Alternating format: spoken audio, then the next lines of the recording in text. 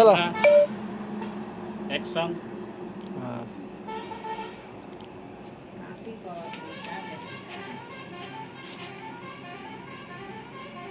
ये तो मेरे पूजा के कॉपी को कर पर लोड ना कर लेती जब मोबाइल को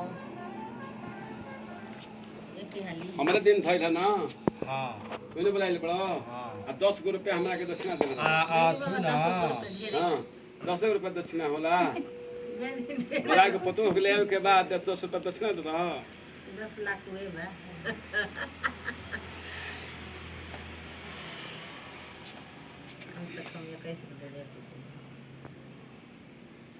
पैसा नहीं खे कार एक कोई से देवे के चाहिए फंडी के तो खुशी से देवे के चाहिए 500 रुपया 1000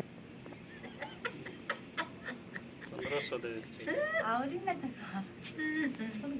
का कोई है देखा था ना पंडित जी रे बिया ना कहले कि मतलब पंडित जी के खुशी से तो नहीं के देवे के चाहिए तब ब्राह्मण के दान कतहु ना जाला दान देला से धन ना घटे तो धर्म चले धन ना घटे जो सहाय दो